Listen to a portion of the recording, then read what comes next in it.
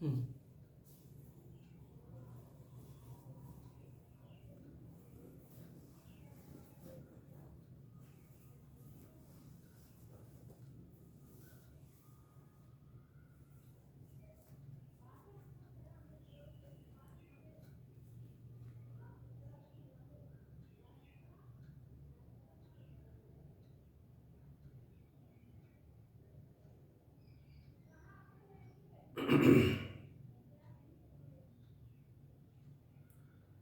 अपने ही शरीर और अपने ही शरीर के अंगों को एवं स्वयं अपने ही चंचल मन को अपने बस में करने की दृष्टि से साधना करते करते आज 882 दिन हो गए।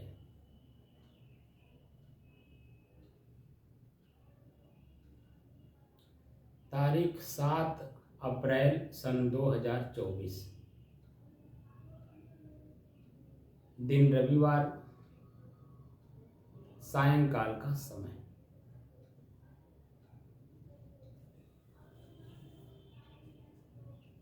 आज हमने एक चीज जोड़ा है कि अपने ही शरीर और अपने ही शरीर के अंगों को,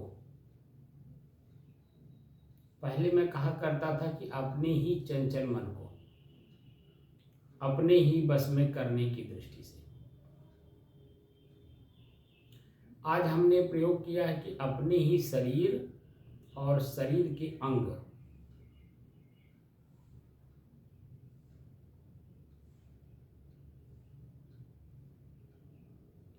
अब 3 चीजें हमारे सामने हैं। हम लोगों का इसमें प्रसंग चल रहा है स्वयं की खोज।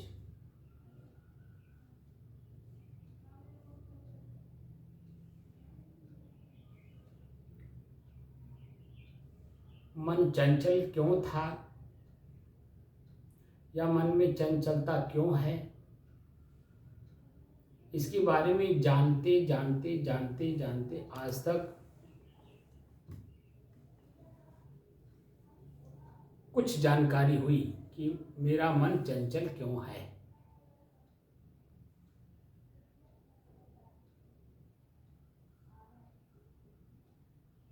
तो बाहरी इच्छा किसी भी प्रकार की हो, वह हमें चंचल करेगा ही, क्योंकि इच्छा ही मन है और मन ही इच्छा प्रकट करता है। क्योंकि आंख ने देखा वो दृश्य था।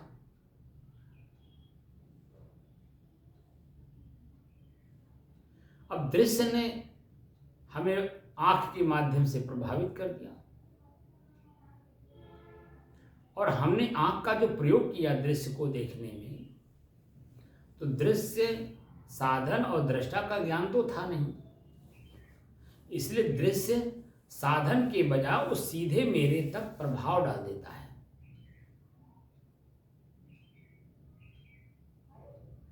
मन साफ साफ कहता है कि अगर ये मिल जाता तो मेरा ये समस्या समाधान हो जाता।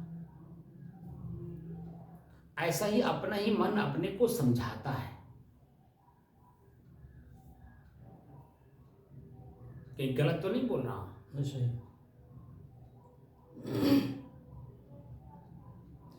प्रत्येक मनुष्य के अंदर में अंतर्द्वंद जो होता है वो अंतर्द्वंद मन का ही होता है। एक शुद्ध मन, एक अशुद्ध मन, और इन दोनों वृत्तियों को जानने वाला मैं साक्षी इनसे अलग हूं। लेकिन उन वृत्तियों में हम उलझ जाते हैं, इसीलिए जो करना है वो नहीं करते, जो नहीं करना है वो कर डालते हैं। और जो भी हम कुछ करते हैं उसका परिणाम अच्छे और बुरे के रूप में मुझे भोगना पड़ता है, न कि मन को। क्योंकि मन मेरा है, मैं मन नहीं हूं, मन मेरा है।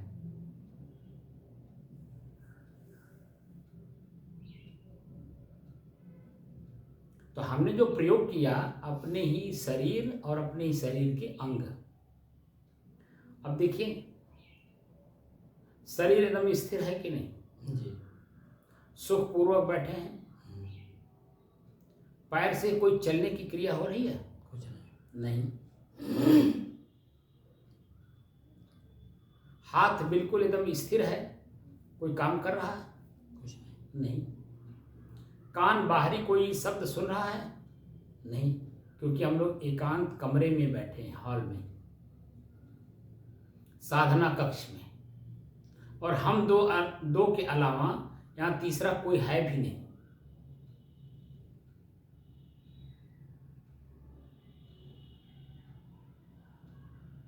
तो आंख बंद है, कोई दृश्य हम एक दूसरे को भी नहीं देख रहे हैं।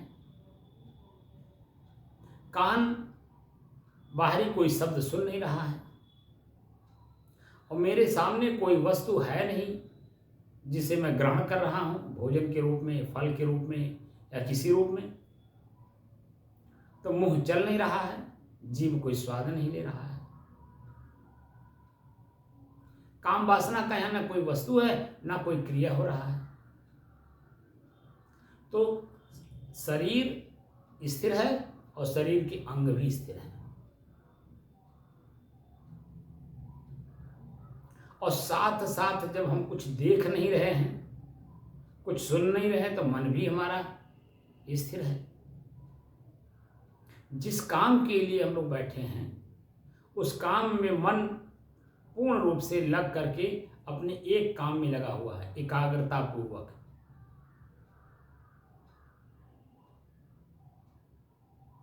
और वह काम क्या है? स्वयं मैं कौन हूं। स्वयं मैं कौन हूं का खोज चल रहा है। तो 3 पॉइंट आपको दिखाया गया कि दृश्य, साधन और मैं। और साधन हमारा पूरा शरीर और शरीर के अंग, इनकी क्रियाएं और क्रियाओं का परिणाम।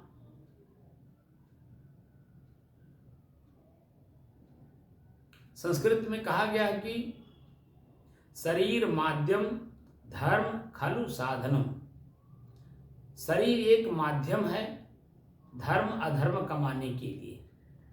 यानी अपने स्वभाव को हम शांत भी कर सकते हैं, एकाग्र भी कर सकते हैं, स्थिर भी कर सकते हैं, और अपने ही एकाग्र मन, स्थिर मन और शांत मन को हम चंचल भी कर सकते हैं, इच्छा बढ़ा बढ़ा के।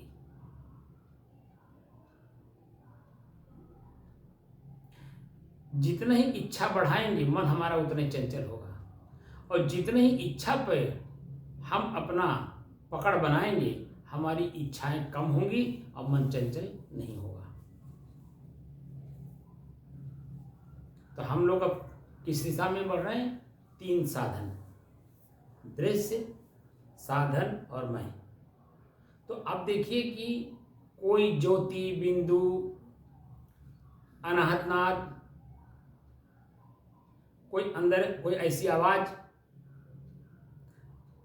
न त्रटक मुद्रा हो रहा है, यानी कोई क्रिया धार्मिक दृष्टि से मन को एकाग्र करने वाला नहीं हो रहा है। बल्कि अब सिर्फ अब ये भी नहीं हो रहा है कि हम अपने श्वास को लगातार देखें, श्वास में क्या मिल रहा है, श्वास कैसे चल रहा है, ये भी नहीं। अब श्वास हमारा एक दृश्य हो गया, नाक हमारा एक साधन हो गया, और मैं स्वयं श्वास को देखने वाला दृष्टा साक्षी। तो 3 चीजें हो गई ना जी। अब इन 3 चीजों में जो मैंने सुबह प्रश्न किया था कि व्यवधान कोई आते हैं कि नहीं, क्योंकि जब हम इसे देखने लगते हैं तो सबसे पहले हमारे शरीर में ही दर्द, पीड़ा, खिंचाव, तनाव, खुजली, ये सब भी व्यवधान है। गीलापन, सूखापन, सुगंध, दुर्गंध, जो कुछ भी हमें महसूस हो रहा है वो मेरे तक पहुंचने में व्यवधान है। बात को समझ रहे हैं? जी। सुबह जो मेरा पूछने का मतलब था, जी वो मतलब यही था कि ये 3 चीज़ों को देखने में व्यवधान क्या क्या आ रहे हैं। आलस्य, निद्रा, जमुहाई, कोई बाहरी बात याद आना, घर की बात याद आना, शरीर में कोई दर्द, पीड़ा, खिंचाव, तनाव, खुजली कुछ महसूस होना, ये बाधक है।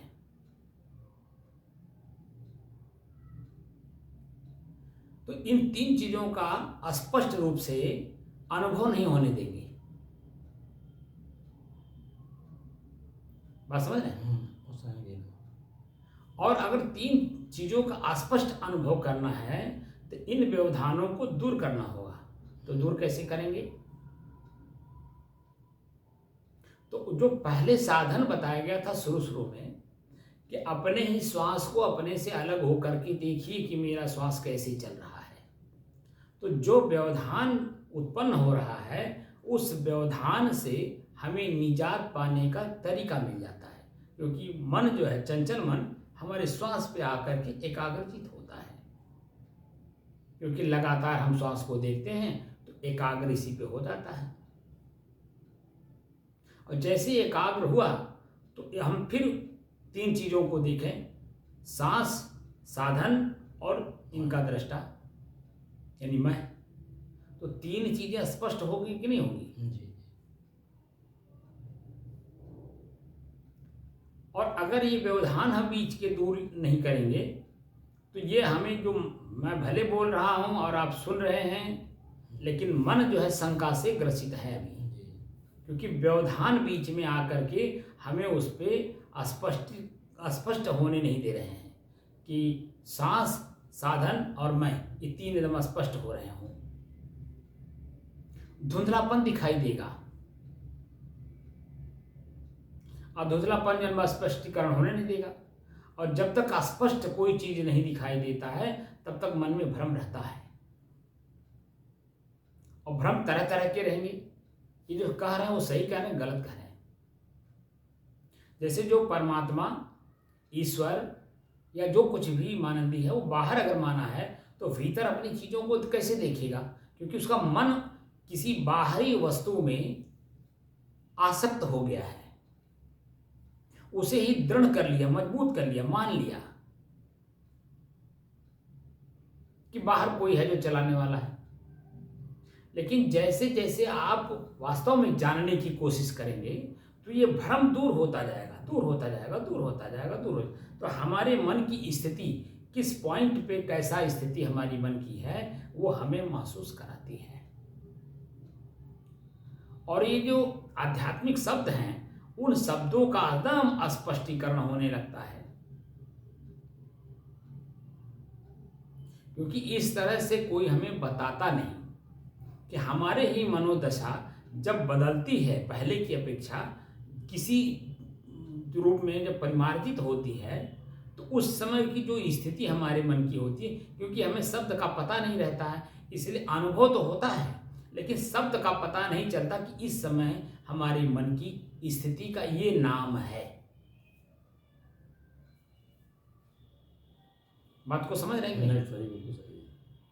क्योंकि हमें मालूम नहीं है, इसलिए हम जो सुने हैं या जो पढ़े हैं उसमें हम भ्रमित हो जाते हैं। क्योंकि मैं नई चीज कुछ ऐसा लग रहा है, जो कि मैं नई बात नहीं बता रहा हूं, ये उपनिषदों में स्पष्टीकरण एकदम स्पष्ट है। आत्मा आवारे द्रष्टव्य है। आत्मा जब अपने आप में देखने में आ जाता है ना, तो आत्मा को जब देख लिया जाता है तो उस समय जो व्यवधान उत्पन्न होते हैं वो समझ में आता है, और उसका व्यवधान जब समाप्त होता है उस समय की जो अनुभूति होती है वो समझ में आती है। तो शब्द हमें समझ में आ जाता है इस समय में हमारे मन की क्या स्थिति है। तो सच्चिदानंद आजकल लोग नाम रख देते हैं, वास्तव में आपके चित्त की स्थिति का नाम है सच्चिदानंद। सत चित आनंद। चित्त की जो अनुभूति गलत रूप से हो रही है, जिसमें पीड़ा मिल रहा है, भय मिल रहा है, दुख मिल रहा है, महसूस हो रहा है, वह जैसे ही चित्त की निर्मलता आती है उस समय की जो स्थिति हमारे मन की होती है वो आनंद की होती है।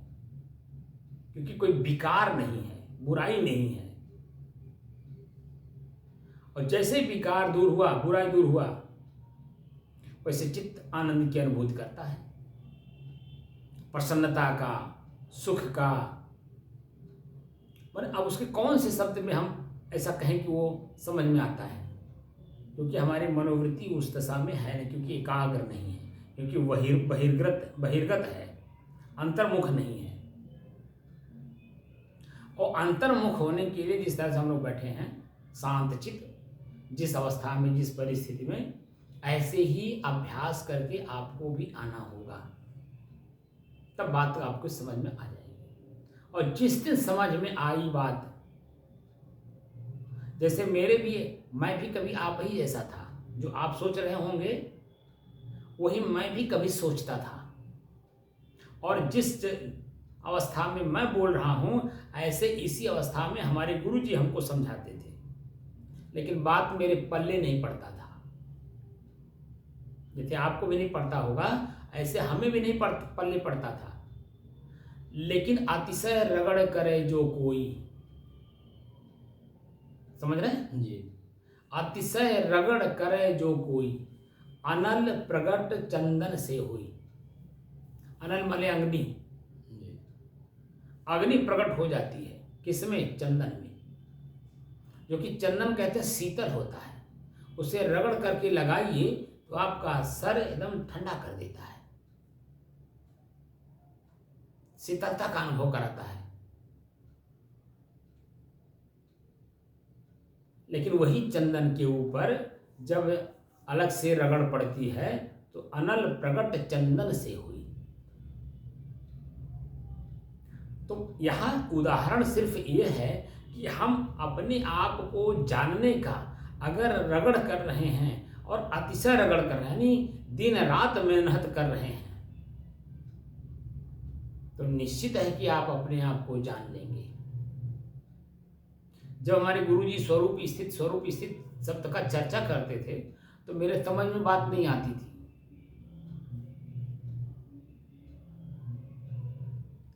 जानते क्यों? क्योंकि मैं भी पहली बार सुन रहा था कि मैं कैसे कोई ठोस पदार्थ हो सकता हूं। स्व माने मैं, रूप माने पदार्थ, स्थिति माने ठहराव।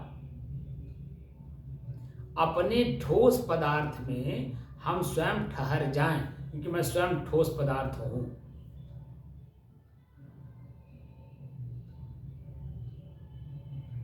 लेकिन अपने ठोस पना होने का ज्ञान नहीं था, अनुभूति नहीं था, तो क्या हो रहा था? मन में शंका हो रहा था, ये क्या बोल रहे हैं, मेरे समझ से बाहर जा रहा है। लेकिन दिन रात का मेहनत, रात में बैठ करके साधना का मेहनत, मौन होकर के पूरी रात इसी तरह से बैठना,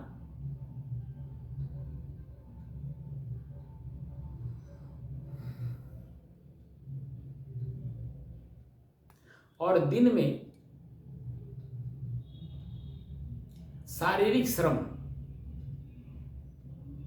और मानसिक श्रम दोनों करते थे। शरीर से झाड़ू लगाना, पोछा लगाना, बर्तन मांजना, भोजन बनाना, कच्चा किचन था उसको मिट्टी से पानी भिगा करके कपड़े से लेकर के लिपाई करना, आए गए अतिथियों का सेवा करना। जो व्यवहारिक पक्ष था उसको मैं सेवा करता था दिन में। और अगर कोई आ गया और सब कुछ निपट गया है और शेष समय उनके पास बचा है, तो बैठ करके जोर जोर से बोल करके सदग्रंथ का अध्ययन भी करता था। जैसे भवयान है, मुक्ति द्वार है, सत्यनिष्ठा है, पारक प्रकाश है, और जो हमारे ग्रंथ हैं। तो गुरु जी के सानिध्य में अभिलाष साहब की ग्रंथों का ज्यादा अध्ययन वहां होता था, क्योंकि हमारे गुरु जी स्कूल के पढ़े लिखे नहीं थे, लेकिन अभ्यास करते करते उनको पढ़ना लिखना दोनों आ गया था। तो वो जो अभिलाष साहब का ग्रंथ है एकदम शुद्ध है, कोई भी आदमी उसे समझ ले। इसलिए उस ग्रंथ का ज़्यादा स्वयं भी अध्ययन करते थे और हमसे भी उसी का अध्ययन कराते थे। तो अभिलाष साहब के ग्रंथ में स्वरूप स्थिति का जिक्र ज़्यादा आता था। जैसे गीता में आत्म स्थिति के बारे में ज़्यादा चर्चा होती थी, शब्द ही है खाली, वैसे ही हमारे बीजक के टीका में अभिलाष साहब ने स्वरूप स्थित शब्द का प्रयोग ज़्यादा किया है। और स्वरूप स्थिति अभिलाष साहब कहाँ से पाए? ये हमारे विशाल साहब से पाए। विशाल साहब स्वरूप स्थिति का जिक्र ज्यादा करते थे। जो बाराबंकी जिले में हमारे विशाल साहब हुए हैं, वह स्वरूप स्थिति का ज्यादा जिक्र किए हैं। अभिलाष साहब ने जो मोक्ष शास्त्र ग्रंथ लिखा है वह विशाल साहब के ही सदग्रंथों का ही संग्रह है, समझिए। भवयान, मुक्तिद्वार, सत्यनिष्ठा, नवनियम, इन्हीं ग्रंथों का संग्रह है, उसको समझिए। तो सीधे सीधे समझ में बात नहीं आती थी, लेकिन अभ्यास करते करते लगातार गुरु जी के पास 10 साल रहने से धीरे धीरे जब लगातार एक शब्द का प्रयोग होता है ना किसी चीज में, तो उसकी वास्तविकता समझ में आने लगती है। क्योंकि मैं स्वयं ठोस हूँ, क्योंकि मैं बार बार इसीलिए जिक्र करता हूँ कि 5 साल से लेकर के और अब तक हमारे शरीर का कितना बदलाव हो गया। हमने आंखों से कितने दृश्य को देखे, कान से कितने शब्द सुने, जीभ से कितने स्वाद लिए, पैर से कहाँ कहाँ चल करके गए, लेकिन वो सब खत्म हो गया। एक भी नहीं है, खाली एक स्मरण के रूप में है, उसी को मन कहते हैं। स्मरण के रूप में मन में सूक्ष्म रूप से है, बाकी ना वो दृश्य है, ना वो क्रिया है, ना वो व्यक्ति है, कुछ नहीं है। लेकिन मैं तो हूं ना। हमारे मन में भी देखिए लगातार परिवर्तन होता है। एक ही मिनट में 60 सेकंड होता है, और देखिए 60 सेकंड में कितनी बार अपना हमारा मन बदलता है, चेंज होता है ना। लेकिन क्या मैं स्वयं चेंज हुआ? दृश्य बदल रहा है, यानी मन की गति बदल रही है, मैं उसे महसूस कर रहा हूं, लेकिन मैं स्वयं अपने आप को नहीं महसूस कर पा रहा हूं कि मैं इनका दृष्टा, साक्षी, इनका उपभोक्ता हूं। लेकिन जैसे जैसे आपकी दृष्टि सूक्ष्म होती जाती है, सूक्ष्म से भी अति सूक्ष्म होती है, तो ये चीजें स्पष्ट होने लगती हैं। क्योंकि बाहर की चीजें छूटती हैं तो भीतर की अपनी चीजें मिलती हैं। स्वयं के पास जो वस्तुएं हैं वो हमें समझ में आने लगता है। आप कितनी भी भीड़ में चले जाओ, कुंभ मेलाओं जैसा भीड़ तो कभी आपने नहीं देखा होगा, ठीक है। लेकिन उसी कुंभ मेले के भीड़ में आप अपने को ज्ञान रखते हैं कि नहीं? रखते हैं। कहीं उसमें विस्मृत हो जाते हैं और अपने जेब को ध्यान रखते हैं, अपनी झोली को ध्यान रखते हैं, और झोली में जो सामान है उसको हम स्मृति में रखते हैं कि क्या क्या मेरे झोली में है। क्योंकि जब वही झोली गायब होता है या आपका जेब कट जाता है तो आपकी स्मृति बार बार मुंह से चिल्ला चिल्ला के बोलती है कि मेरा इतना रुपया कट गया, मेरा इतना रुपया चोरी हो गया, मेरा सामान गायब हो गया, हमारे झोले में ये सामान था। जब तक झोला चोरी नहीं हुआ, आपका जेब कटा नहीं, कोई जान पाता है? लेकिन आप तो जानते हैं कि नहीं? आप स्वयं जानते हैं ना। कितनी भी भीड़ हो, लेकिन हम अपनी चीजों को उस भीड़ में नहीं खोने देते, स्वयं स्मृति में रखते हैं। इसका मतलब हम स्पष्ट रूप से अपने आप को जानते हैं, अपने संसाधनों को जानते हैं, और वही एक एक करके भीड़ हट गई, शेष अकेले हम बच गए। तो जब भीड़ से अपने आप को बचा लेते हैं तो कितना सुख का अनुभूति होता है, क्योंकि भीड़ में ही भगदड़ होता है, भीड़ में ही पुल टूटता है, भीड़ में ही भगदड़ होने के कारण कई कांड हो जाते हैं। पुल टूटने से कितने लोग उसी में स्वाहा हो जाते हैं। लेकिन जब आप अपने आप को उस भीड़ से अलग करके बचा ले जाते हैं और भीड़ सारी छट जाती है और लौट करके अपने घर को आते हैं तो कितना आप आनंद की अनुभूति करते हैं और बार बार व्यक्त भी करते हैं, बाबू भगवान हमें बचा दें, बड़ी कृपा उनकी, मेरे ऊपर बड़ी कृपा है, हे भगवान, हे धन, हे नाथ। इस तरह की अपने मन के अंदर में भावना लाते हैं कि नहीं?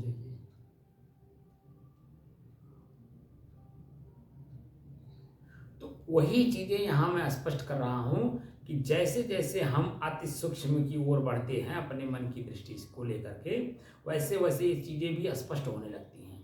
लेकिन जब तक हम बहिर्वृत्त हैं तब तक हमें अंतर की कोई भी चीजें स्पष्ट रूप से दिखाई नहीं देती, वो खाली महसूस होती हैं कि दो आवाज अंदर में भीतर में आ रहा है, एक कह रहा करो, एक कह रहा ना करो, बस यही होता है। क्योंकि मन यहाँ ऊपर है और ये मन मस्तिष्क भीतर अंदर यहाँ नहीं जाता है। अब क्या है, अब आंख देख नहीं रहा, कान सुन नहीं रहा है, पैर चल नहीं रहा है, हाथ कोई क्रिया नहीं कर रहा है, जीभ से कोई स्वाद नहीं लिया जा रहा है, ना ही जीभ से कुछ खाया जा रहा है, ना ही जीभ से कोई अपशब्द बोला जा रहा है जिससे मन के ऊपर, मस्तिष्क के ऊपर कोई बुरा असर पड़े। तो सब एक देख देख कर, जान जान कर हम स्थिर किए कि नहीं? अब वो स्थिरता हमारे किस काम का है? काम का ऐसा काम में आ रहा है कि जो मेरे तक पहुंचने में सहयोग कर रहा है कि मैं कौन हूं। क्योंकि जैसे जैसे हम सूक्ष्म रूप में अंदर घुसते हैं वैसे मालूम होने लगता सब अलग अलग है, अलग अलग है। मैं अलग हूं, ये अलग है, मैं अलग हूं, ये अलग है, मैं अलग हूं, ये अलग है। एकदम स्पष्ट रूप से महसूस होने लगता है। और मेरे इस स्पष्ट रूप से अनुभव होने में जो व्यवधान आते हैं वो भी समझ में आ जाता है कि मेरे और मैं के बीच में ये जो व्यवधान आ रहे हैं, इन व्यवधानों को कैसे दूर करें, उसका उत्तर हमें अंदर अंदर मिल जाता है, यानी समाधान हो जाता है। और समाधान करने के साधन भी मिल जाते हैं और समाधान करने का शक्ति भी अंदर से आ जाता है।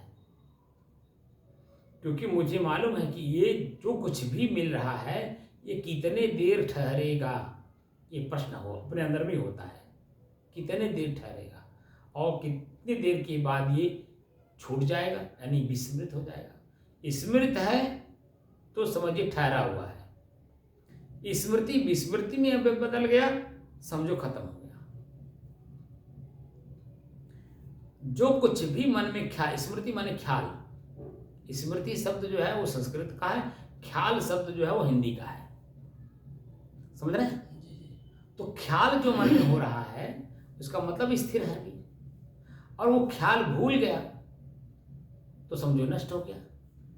तो यही अनेकों, जैसे टीवी हम लोग सामने देखते हैं आंख खोल करके, ऐसे ये जो लीलाट है ना हमारा, ये टीवी का काम करता है और इसी में अनेकों प्रकार के जो भरे हुए हम दृश्य हैं टीवी सीरियल की तरह, उसी तरह से वो बार बार निकल करके मेरे आंख के सामने वो दिखाई देता है।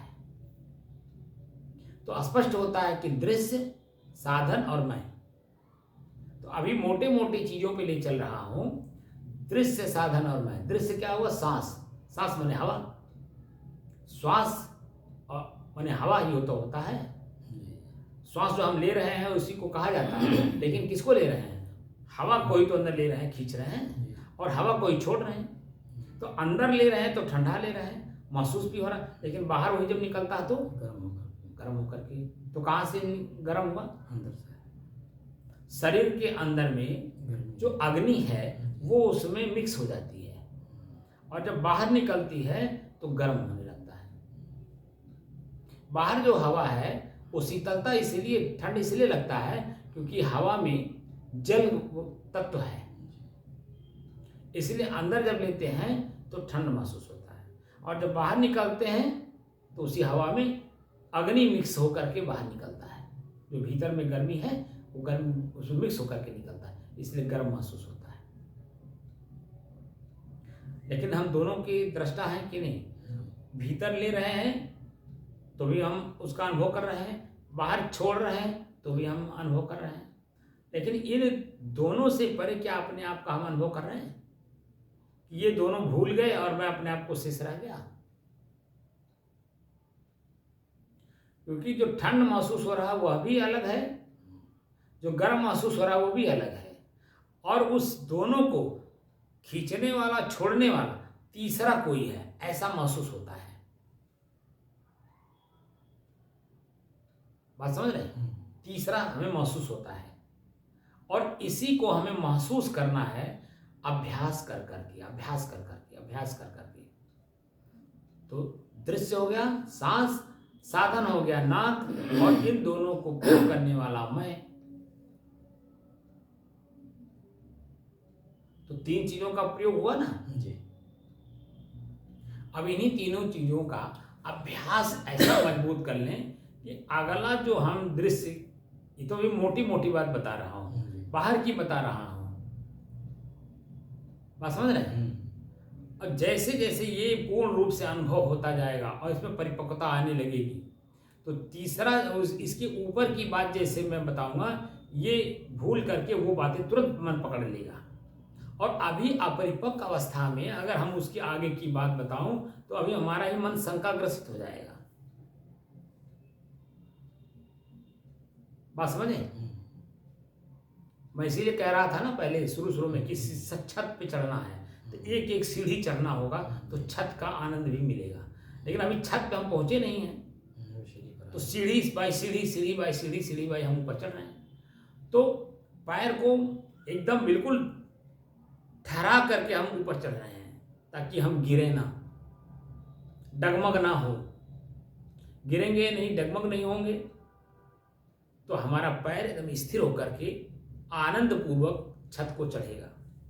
इसीलिए हम रुक रुक करके पूर्ण रूप से उसका अनुभव करा के तब हम आगे ले चल रहे हैं। अगर यही डायरेक्ट मैं कराऊं तो आप छोड़ के भाग जाएंगे, कोई भी छोड़ के भाग जाएगा। क्योंकि जो पहले हमारे मन की स्थिति है वो चंचल अवस्था है,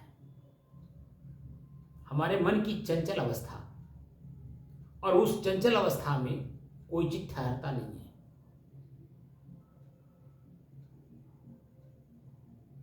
और जब तक कोई चीज ठहरेगा नहीं तब तक उसकी अनुभूति कैसे करेंगे, उसमें परिपक्वता कैसे आएगी? अब परिपक्वता आए बिना स्थिरता कैसे आएगी?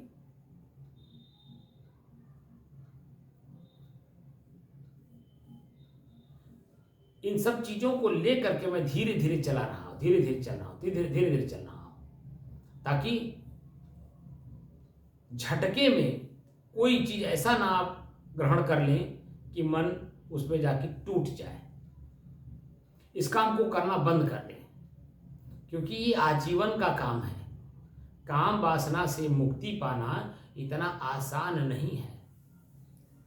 हमारे पूर्वज संत के रूप में हो, पीर के रूप में हो, फादर के रूप में हो या किसी रूप में हो, उनको आप देखेंगे कि वह आजीवन एकदम एक रस होकर के रास्ता उन्होंने चला है, और अंतिम क्षण यानी शरीर के छोड़ने तक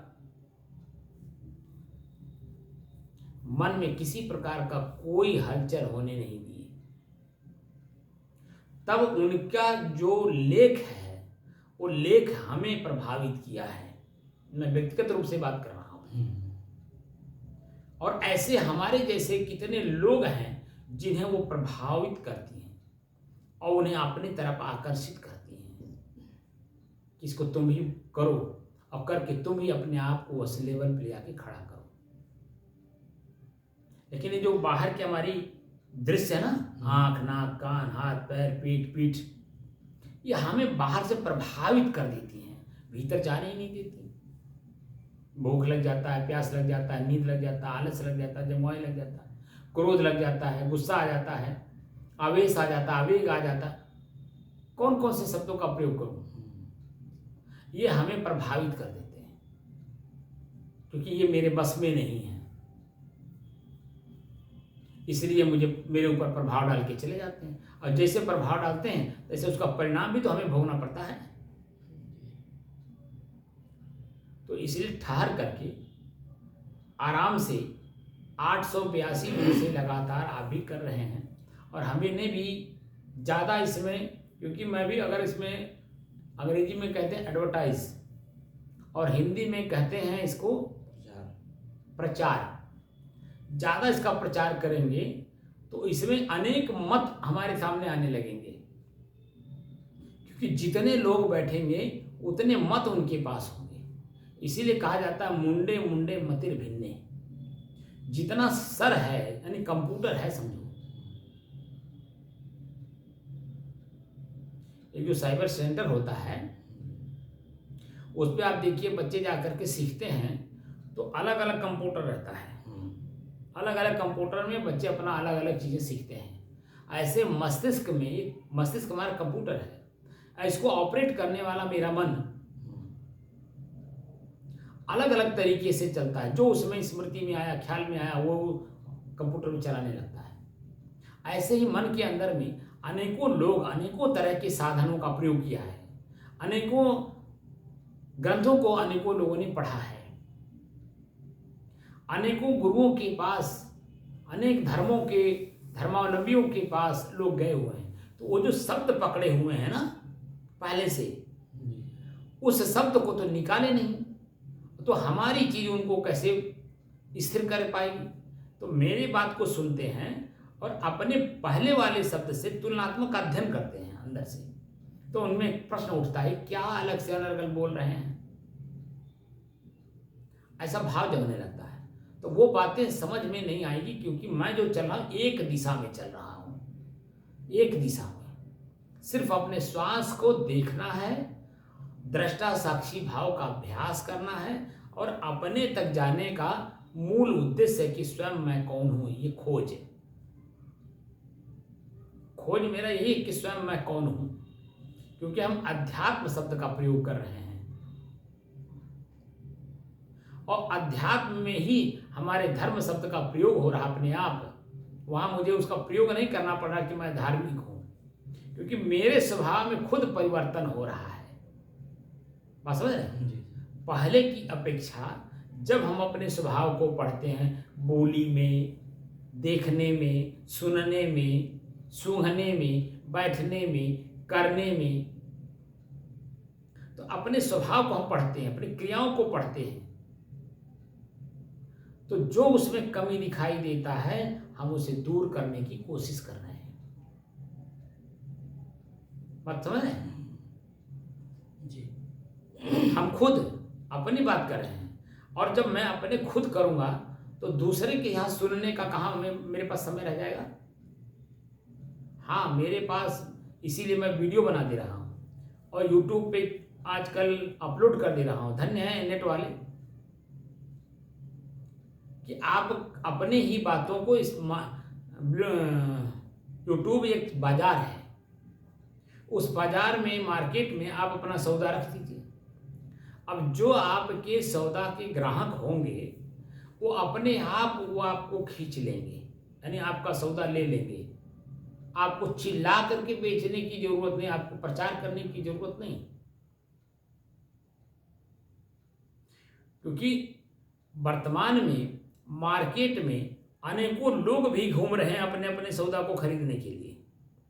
जैसे मार्केट में जाइए तो बाजार में सौदा खरीदने वाले लोग मिलते हैं नहीं, और सौदा लेकर के बैठने वाले भी लेकर के अपना बैठे हैं लाइन से, और खरीदने वाले आते हैं जिनको अपने मन के अंदर में जिसको जो चीज़ें चॉइस है अपना ले लेते हैं, बिना चिल्लाए आपसे ले लेते हैं। बल्कि वो खुद पूछते हैं भैया कैसे दे रहे हो? आपने रेट बताया, उनके अनुकूल लगा, तुरंत कहते भैया 1 किलो तौल दो। नहीं भी अनुकूल लगा तो प्रश्न करते भैया इतना महंगा क्यों है? भैया मैं क्या करूं, मार्केट से मैं भी खरीद के ला रहा हूं, तो महंगा मिल रहा है तो महंगा बेच रहा हूं। भाई 2 पैसा हमको भी तो चाहिए, हमारे भी तो पीछे बीवी बच्चे हैं। हम 10 रुपये में खरीद के लाए हैं, हम 12 रुपये में देंगे, क्योंकि 1 रुपये मेरा खर्च है, 1 रुपये मेरा प्रॉफिट है। वो स्पष्ट कह देता है। और आपको जरूरत है तो आप खरीद लेते हैं, वहां टिप्पणी नहीं करते हैं। ऐसे ही मैं भी अपने ही वस्तु को, अपनी आवाज को हमने यूट्यूब रूपी बाजार में हमने रख दिया है और प्रतिदिन रख रहा हूं। अब उसके जितने ग्राहक होंगे, मैंने कहा था ना पहले कि 1 करोड़ में 1 आदमी इसके जिज्ञासु होते हैं। 1 करोड़ में। अब बता दीजिए 1 करोड़ कितने का होता है? 100 लाख को 1 करोड़ कहते हैं। अब 100 लाख आदमी में अब बता दीजिए वो भीड़ एक तरफ और एक जिज्ञासु एक तरफ, दोनों में कितना फर्क है? तो मेरे अंदर में बाहरी वस्तु को पाने की हवस तो है नहीं कि मैं उसमें मॉडिफाई करूं, उसमें चमक दमक बैठाऊं, उसमें आकर्षण पैदा करूं, लोग उससे ज़्यादा देखें, ज़्यादा सुनें, ज़्यादा प्रयोग करें। मेरे अंदर में तो यह है कि जो जिज्ञासु होगा उसको एडवर्टाइज की जरूरत नहीं है, प्रचार की जरूरत नहीं। वो तो सामान देखा, अरे वो तो धन्य हो गया कि तुरंत तो खरीद लेगा। वो कितना महंगा हो, वो महंगाई नहीं देखेगा, बस वस्तु से मिल गया। वस्तु मिलता है, व्यक्ति रुपया पैसा धन दौलत कुछ नहीं देखता है, सिर्फ वस्तु देखता है, तो पैसा देकर के खरीद लेता है। ऐसे ही जो मेरा सामान है ना, वीडियो, ये बहुत महंगा है। महंगा इसलिए है कि खुद में उसको उतारना पड़ेगा। क्रोध, लोभ, मोह, ईर्ष्या, जलन, प्रसन्नताप, गाली गलौज, ये सब अपने आप को बस में करना पड़ेगा। और ये इतना महंगा है, इसका पालन करना इतना आसान नहीं है। लेकिन जो पालन कर लेगा उसके सामने कोई टिकना भी नहीं है, कोई टिकेगा भी नहीं, क्योंकि हम लोग खुद इसका अनुभव कर रहे हैं। जब सन 90 में साधु बना था तो मैं तो साधु था ही नहीं। हाँ, परिवार का संस्कार होने की वजह से मेरे अंदर में बाहरी कोई ज्यादा बुराई नहीं थी।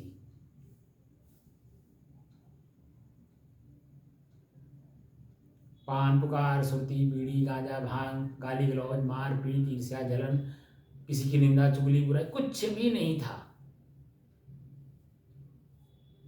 बस एक लगन था मुझे, वो जो 4 साल की अवस्था में मेरे अंदर घर किया था कि बुढ़िया माई के शरीर में वो कौन था जिसके कारण इसका हाथ हिल रहा था, इसकी आंखें पहचान रही थी, कान से सुन रही थी, पैर से चल रही थी। अभी वो कौन इस पे से उतर गया कि इसका पैर जाम हो गया, चल नहीं रहा है, हाथ जाम हो गया, उठ नहीं रहा, आंख जाम हो गया, देख नहीं रहा, हिल नहीं रहा। वो कौन था इसमें? ये जिज्ञासा जो मेरे अंदर में थी, इसी को पाने की ललक थी मेरे अंदर में। और संजोग धन्य है वो संत जिन्होंने अपने सानिध्य में मुझे रख करके धीरे धीरे धीरे धीरे धीरे धीरे हमें उस चीज का अनुभव कराए कि तुम हो कौन। और वही मैं चाहता हूं कि जो मेरे पास आए, ये बाहर का फोकस त्याग करके भीतर का फोकस करने वाला व्यक्ति आए तो मुझे समझ पाएगा। अगर वो भीतर का फोकस वाला नहीं है तो बाहर में नहीं समझ पाएगा। क्योंकि मैं परिवर्तन की दृष्टि से ही रहता हूं। प्रकृति का कब कौन सा परिवर्तन मेरे सामने आ रहा है और उसका परिणाम क्या होने वाला है वो स्पष्ट दिख जाता है। तो मैं नदी के धार में विपरीत दिशा में नहीं जा रहा हूं, बल्कि नदी के धार में सामान्य रूप से उसी दिशा में चल रहा हूं जिस दिशा में नदी जा रही है। क्योंकि जब तक मैं शरीर में रहूंगा, ये नदी है और इसके विपरीत जाऊंगा तो ये कष्ट देगा। अब जो मुझे चीज़ें मिली हैं अब विपरीत दिशा जाने वाली नहीं, बल्कि इसके अनुकूल दिशा में जाने वाली, क्योंकि हमने आँख को बस में कर लिया, कान को बस में कर लिया, नाक को बस में कर लिया, लिंग को बस में कर लिया, जीभ को बस में कर लिया, हाथ पैर, यानी पूरे शरीर को बस में करने में लगा हुआ हूं। तो ये मेरे अनुकूल होता जा रहा है। तो मेरी दिशा और इस शरीर की दिशा अब एक दिशा में हो गई, इसलिए मैं इसी की दिशा में बहना चाहता हूं। अब मैं विपरीत दिशा में इसको न ले जाना चाहता हूं, न मैं स्वयं जाना चाहता हूं, क्योंकि हमारी स्थिरता का बोध हमें हमारे गुरु जी ने करा दिया। अब शरीर की स्थिरता तो होनी नहीं है, इसमें भूख भी लगेगा, प्यास भी लगेगा, नींद भी लगेगा, आलस भी आएगी, जमुहाई भी आएगा। जो इसके अनुकूल है वो उसको देना है। नींद आ रही है तो आंख बंद करके थोड़ी देर सो लीजिए। आंख में कलबलाहट हो रही है, खुजली हो रही है, 5 मिनट के लिए आंख बंद कर लीजिए। इसकी खुद की कुछ मांग है, अपने आप को संपन्न बनाना चाहता है, यानी रोग मुक्त होना चाहता है, तो इसकी मांग को हम दे देंगे तो रोग मुक्त रहेंगे, और अगर हम इसकी मांग को पूरा नहीं करेंगे तो रोग और बढ़ जाएगा। तो जब शरीर रोगी हो जाएगा तो कष्टित हो जाएगा, पीड़ित हो जाएगा, और ये मेरे ऊपर प्रभाव डाल देगा, तो मैं उसमें पीड़ा में आ जाऊंगा।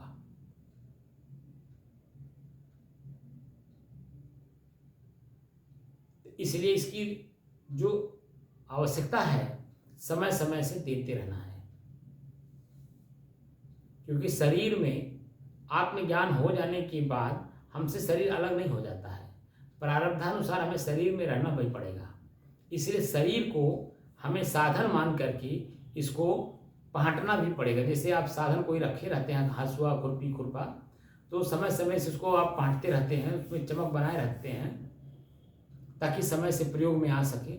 ऐसे शरीर को भूख लगे तो भोजन दीजिए, प्यास लगे तो पानी दीजिए, नींद लगे तो आप थोड़ा सा इसको सुला दीजिए,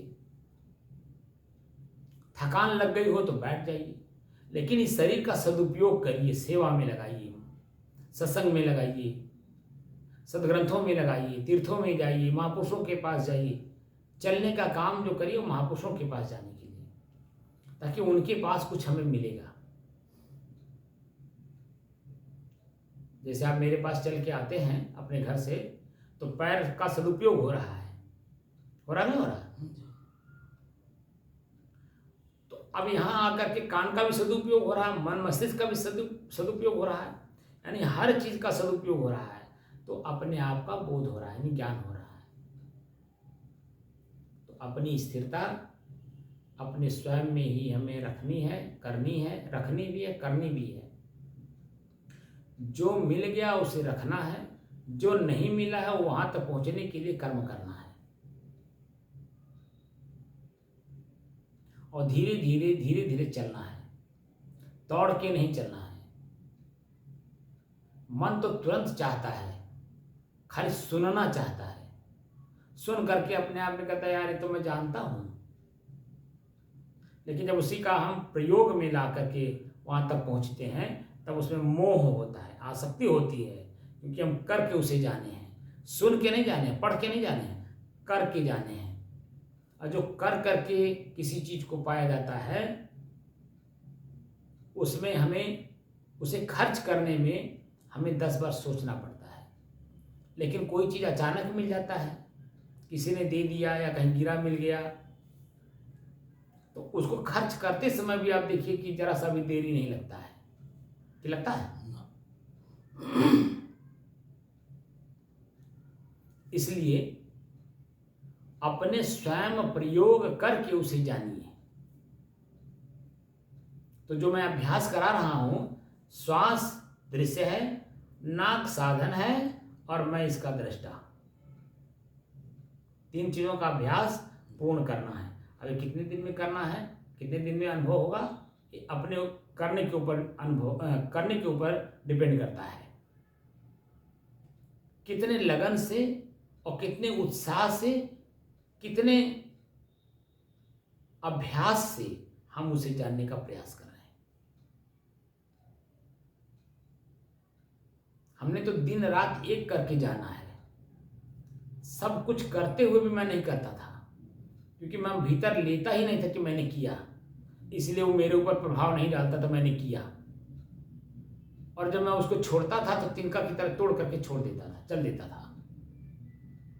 अब कितनी बड़ी बड़ी बातों को मैं बताऊं। और जब मैंने छोड़ा तिनकी की तरह, तो इसीलिए मेरे मन में कोई कष्ट नहीं होता है, क्योंकि मैंने उसे जान के देख के नहीं किया। हम तो दूसरी चीज़ों को जानने में लगे हैं, तो इसलिए बाहर की चीज़ें हमें प्रभावित नहीं करती। मैंने इनका सेवा किया, मैंने इनका घर बनाया, मैंने इनका खेत काटा, मैंने इनका गेहूँ दाया, ये सब कुछ नहीं। जो समय से हुआ हो गया, बात खत्म हो गई। अगला क्षण मेरा है, ये क्षण उनका था, उनका हमने वो वापस कर दिया, मेरा क्षण शेष बच गया। तो मैं अपने आप को बचाऊं या उनको अपने में मिलाऊं? अगर उनको मैंने अपने में मिलाया तो निश्चित कष्ट होगा, क्योंकि वो मेरे काम नहीं आने वाले हैं। मुझे जब उनकी जरूरत पड़ेगी तो मेरे काम नहीं आएंगे, तो मन में कष्ट होगा, पीड़ा होगी कि देखो हमसे काम करवा लिए और हमारे दाएं वो अपने आ ही नहीं रहे हैं। ऐसा होता नहीं होता है? इसीलिए कहा गया नेकी कर दरिया में छोड़। नेकी कर दरिया में छोड़। ये वो तो उत्तम पुरुषों की बात हो रही है, जो जिस लेवल पे होता है वो उस भाषा को बोलता है। जैसे घर परिवार में हमने कई लोगों को देखा जिनके माता पिता छोटेपन में ही मर गए, तो बड़ा भाई पाल पोस के बड़ा करता है और दिन रात एक करके मेहनत करता है, उनको पढ़ाता लिखाता, जो करता है उसको नौकरी दिलवाता है।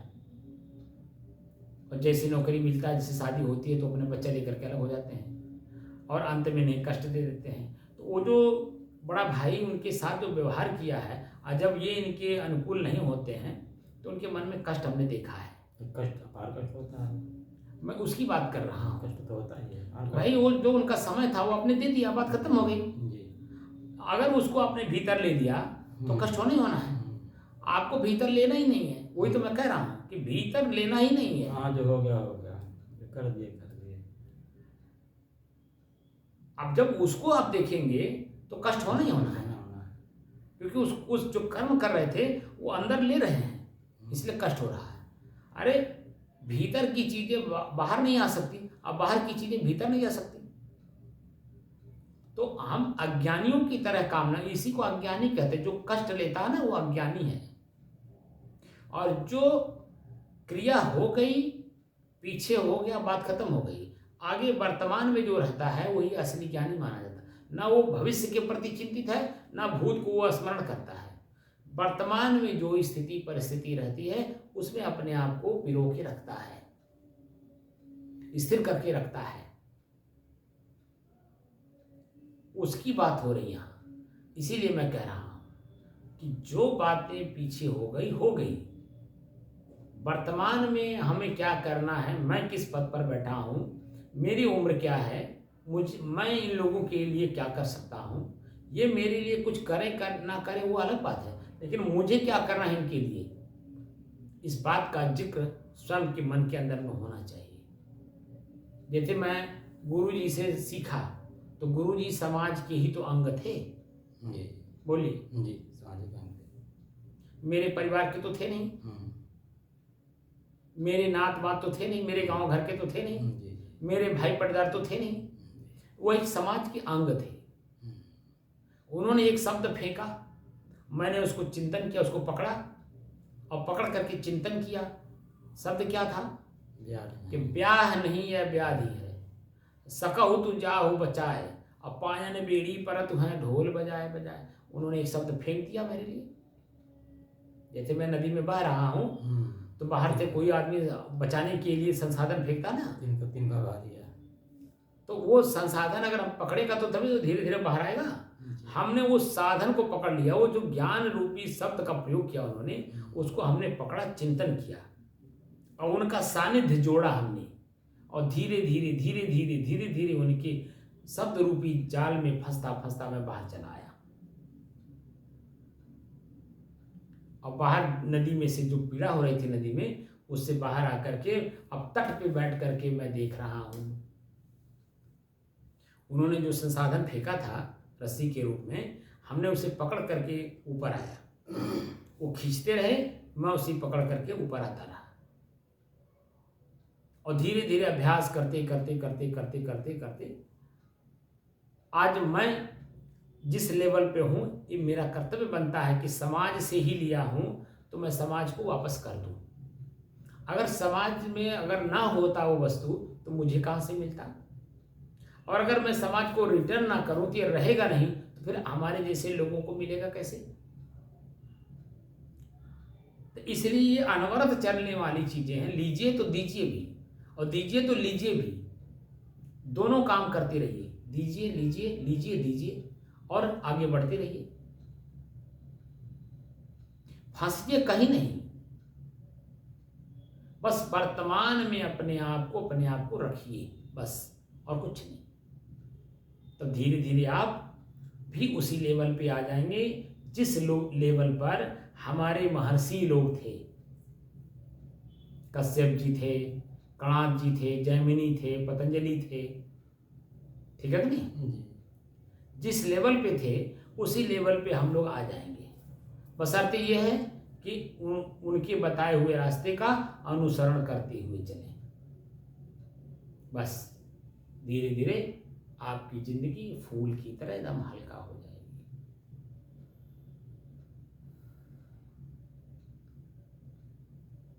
तो हमने जो आज प्रयोग किया, शरीर, इंद्रिय, उनके विषय हमारे बस में होने चाहिए। और जब ये हमारे बस में हो जाते हैं तो अन्य चीजों को अपने बस में करने में कोई परेशानी, दुख, पीड़ा नहीं। समझ में बात आई जी।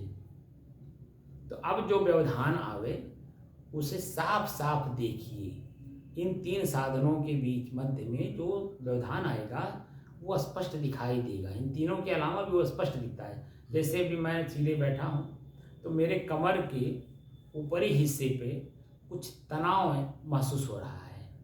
बात समझ में आया? तो मुझे महसूस हो रहा है कि मेरे शरीर में एक अंग में दर्द हो रहा है। तो ये जो तीन चीजें हम देखना चाह रहे हैं उसमें वो ज्यादा हावी हमें हमारे ऊपर हो रहा है कि वो हमें महसूस ज्यादा करा रहा है। तो उसको हल्का करने के लिए इसको छोड़ दीजिए। दृश्य, साधन और मैं को छोड़ दीजिए। अभ्यास करना, पहले उसको हल्का कर लीजिए, यानी उसी को लगातार देखिए और व्यवधान दूर हो जाएगा। अब वो जो कमर के पूरे हिस्से में जो दर्द का अनुभव करा रहा था वो एकदम हल्का हो जाएगा। तो ये चीजें स्पष्ट हो जाएंगी। लेकिन जब वो ज्यादा स्पष्ट रूप से दिखाई देगा ये हल्का हो जाएगा। बात समझ रहे हैं? तो इसको हल्का करने की जरूरत नहीं, इसको रोकने की जरूरत है और उसको हल्का करने की जरूरत है। जैसे वो हल्का हुआ ये स्पष्ट रूप से दिखाई देने लगेगा। तो तीन चीजें स्पष्ट महसूस होने लगेंगी। इसी को मैं जिक्र कर रहा था कि जो भी व्यवधान आए उस व्यवधान को सॉल्व करिए पहले। मतलब मन चौथा जगह न जाने पावे, बिल्कुल नहीं जाना चाहिए। अगर चौथे पे गया तो ये तीनों स्पष्ट नहीं हो पाएंगे। बात समझ में आ रहा है? बिल्कुल समझ में आया कि नहीं? इसी बात को मैं समझाना चाह रहा हूँ कि जब बात समझ में आ जाती है तो कोई द्वंद्व मन में नहीं रह जाता है, शंका नहीं रह जाता है। तो आगे के लिए हम लोग सोचते हैं। वो बातें वहीं खत्म हो गई, आगे के लिए सोचते हैं।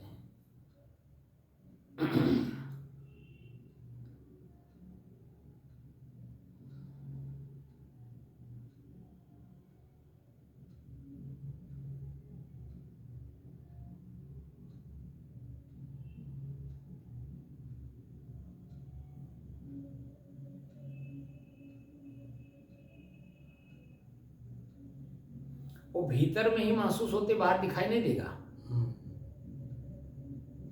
बात समझ रहे हैं नहीं? जी। तो ये जो तीन चीजें छूट जाती हैं वो हमारे ऊपर हावी हो जाता है। तो इसी तरह से मैं पूछ रहा था कि इस तीन के अलावा कोई व्यवधान आपको दिखाई दे रहा है कि नहीं, और आप बात समझ नहीं पाए थे। जी, ये मालूम हो सर। तो मन कहीं घर परिवार समाज गांव देश खेती बाड़ी के बारे में भी सोचता रहता है ना, वो व्यवधान है। जी जी। तो इसको स्पष्ट नहीं होने देगा, क्योंकि वो आ गया, इसलिए उसको पहले देख लिए, उससे अपने आप को मुक्त कर लीजिए, फिर ये अपने आप हावी हो जाएगा। जी।